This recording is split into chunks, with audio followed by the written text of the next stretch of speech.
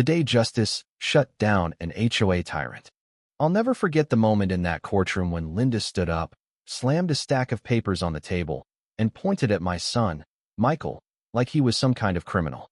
"This man," she barked, "owes this community thousands in unpaid dues and fines.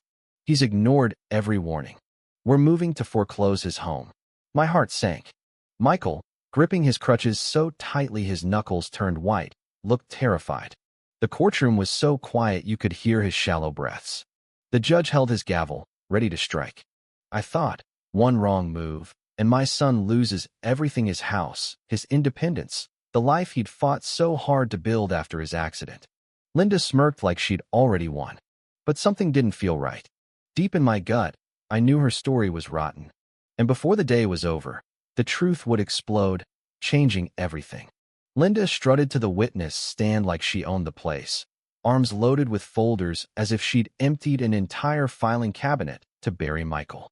She spread her documents out like a poker player showing a winning hand.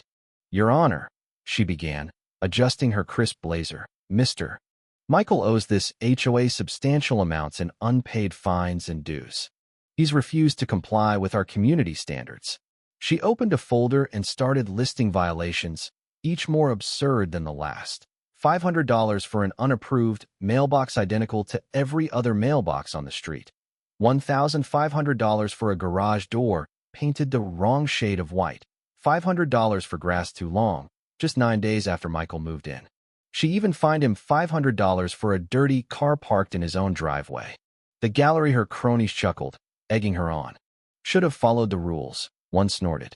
Linda paused, soaking in their laughter, her diamond bracelet glinting under the courtroom lights.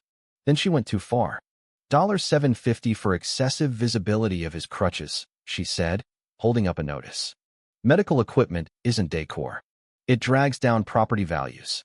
Gasps rippled through the room. Someone whispered, "Maybe he should move somewhere more suitable for his condition." Another muttered, "Some people don't belong in nice neighborhoods." My chest burned. I wanted to scream, but one word from me, and I'd be tossed out, leaving Michael alone. Linda kept going, accusing him of non-conforming exterior modifications, grab bars his therapist insisted he install to avoid falling. Michael's hands shook violently. His inhaler slipped from his pocket, clattering across the floor. A court officer picked it up, handing it back like he was a helpless child. Linda leaned into her microphone and whispered, just loud enough, "Pathetic." I gripped the bench, every fiber of my body screaming to defend my son. Linda delivered her final blow. "The total owed, including late fees and administrative costs, is $17,100. This HOA moves for immediate foreclosure to seize and sell his property." Michael's breathing grew ragged, his body trembling. He stared at the floor, unable to face the gallery's laughter or Linda's smug grin. She thought she'd won. But I couldn't shake what Michael had told me when he bought that house. "Dad," I triple-checked. "No HOA. I can't go through that nightmare again." Something was wrong, and I had a feeling the truth was about to come out. Michael's story wasn't just about a house. It was about a 36-year-old man who'd spent 3 years saving every penny, working overtime at a data entry job despite chronic pain from a car accident that left him disabled. He'd been rejected by 15 HOAs who saw his crutches or wheelchair ramp requests as threats to property values. When he found this house, listed on Zillow as no HOA, he cried with relief. "Finally," he'd whispered, "a home that's mine." But now, here we were, facing foreclosure. Michael had told me about his last apartment, where an HOA fined him for loitering on his own balcony and threatened eviction over squeaky physical therapy equipment. That's why he'd saved so hard for this house. No HOA, no restrictions. Yet Linda claimed he owed thousands. How could there be an HOA when none was mentioned in his paperwork? The judge leaned forward, his eyes sharp. "Mrs. Linda, is this the only homeowner you're having issues with?" Linda smiled sweetly. "Yes, Your Honor.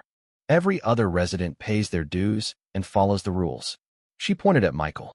"This man is the only one refusing to comply."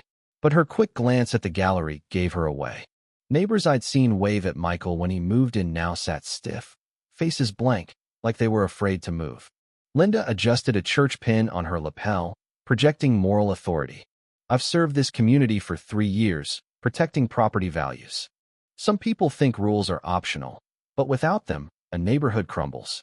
Her words chilled me. Michael's shoulders sagged, his lips whispering, "What if I messed up? What if she's right?" He was starting to believe her. Linda spun her tale further. 3 weeks after Mr. Michael moved in, I welcomed him and informed him his grass was too long. When he claimed he hadn't signed HOA documents, I explained the HOA had been dormant but never dissolved. Its covenants still apply. She pulled out receipts. He paid 17 times over 6 months, proving he accepted our authority. Michael's head jerked up at the lie. She'd twisted his fear-driven payments into evidence of guilt.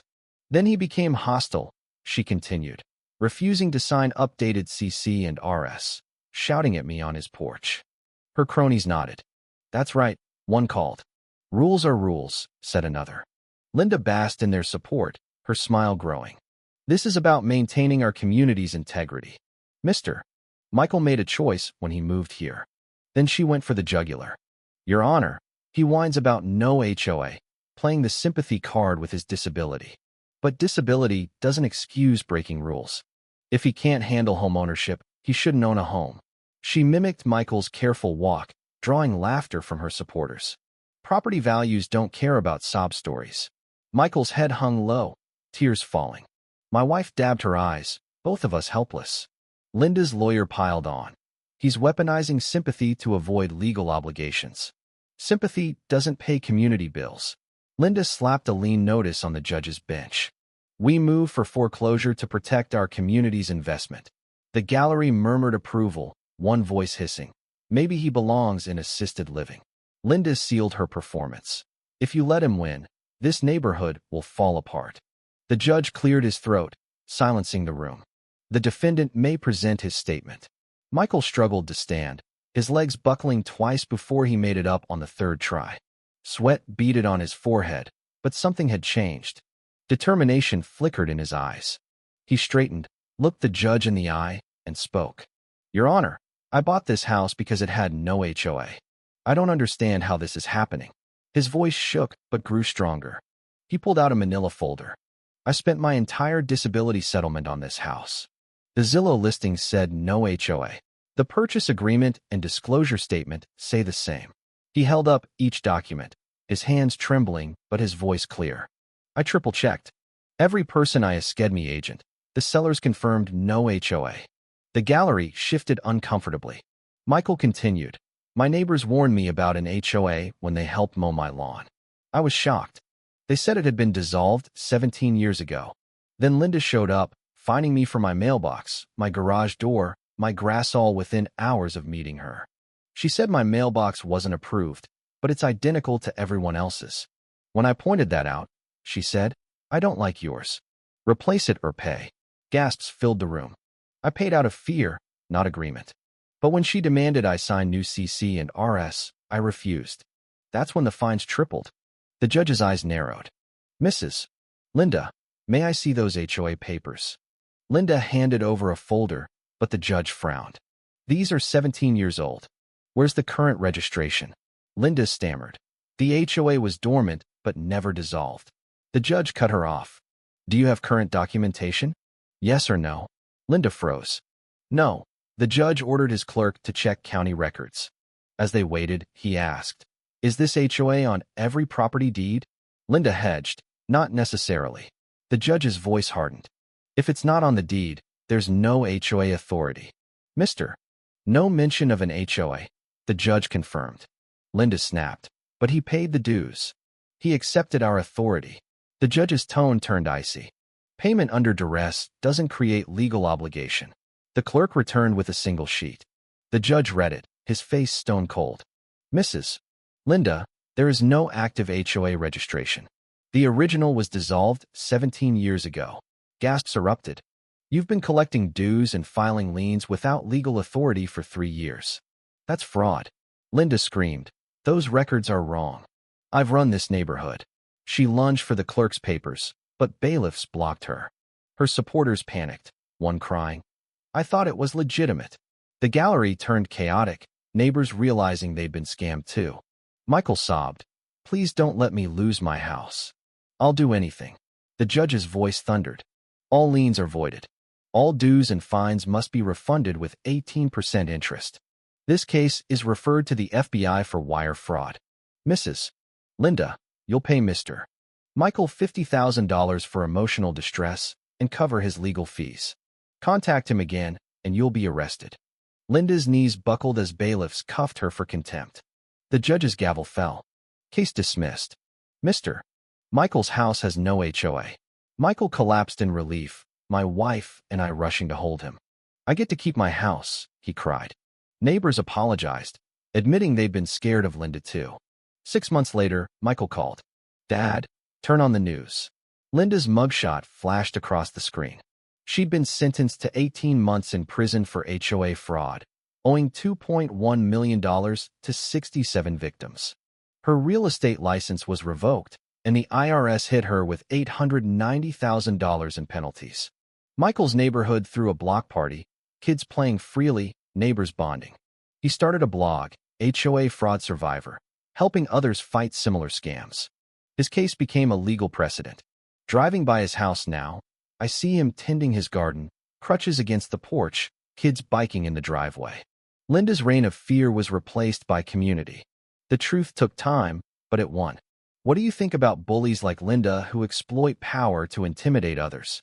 Have you faced injustice or abuse in your own life? Share your thoughts in the comments. We'll want to hear your perspective on standing up to cruelty and fighting for what's right. Your voice matters.